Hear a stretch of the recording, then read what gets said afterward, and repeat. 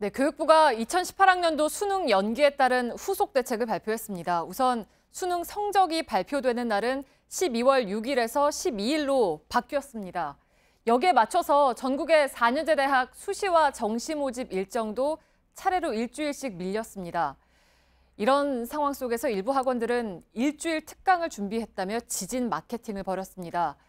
또 수능에서 해방되는 학생과 교사, 학부모들이 계획했던 여러 일정도 틀어지면서 여행사, 음식점들도 종일 혼란스러웠습니다. 먼저 교육부 나가 있는 유한울 기자 연결하죠. 유한울 기자, 어제 수능을 일주일 미루겠다고 발표한 직후만 해도 입시 일정을 좀 최대한 맞춰보겠다라는 게 교육부 입장이었잖아요. 근데 바뀐 거죠?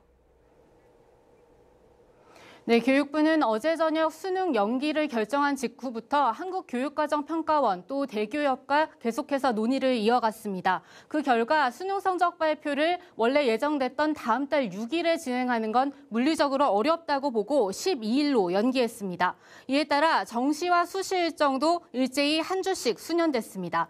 사실 오늘로 계획됐던 일부 대학의 수시 1차 합격자 발표는 이미 심사가 끝나서 가능한 상태였습니다.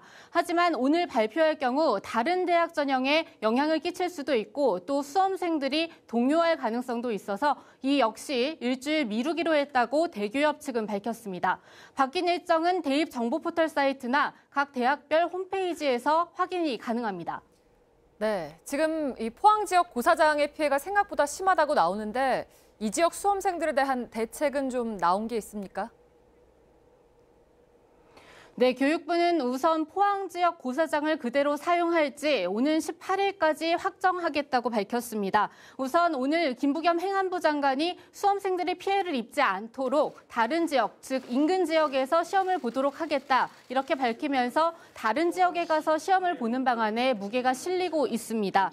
포항의 다른 지역 고사장은 변경을 검토하고 있지 않는데 이 정확한 정보는 오는 21일 수험생들에게 안내될 예정입니다. 네, 그리고 수능 시험 보려고 휴가 내고 나온 군인들은 어떻게 됩니까?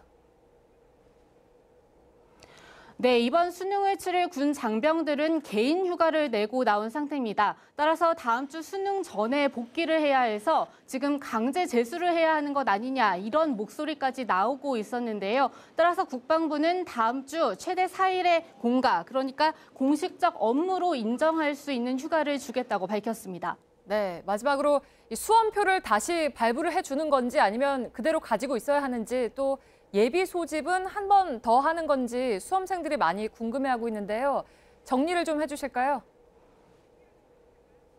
네, 교육부는 추가적인 예비 소집이나 수험표 재발부는 없다고 밝혔습니다. 따라서 어제 받은 수험표를 잘 보관해달라고 당부하기도 했는데요. 만약에 이 수험표를 분실할 경우에는 어떻게 해야 할지 그 방법은 현재 찾고 있는 중입니다. 또 수험번호나 고사장 위치가 수능 일주일 전에 이렇게 공개가 돼버리면서 부정행위에 대한 우려도 나오고 있어서 이 부분에 대한 대책도 현재 마련 중입니다.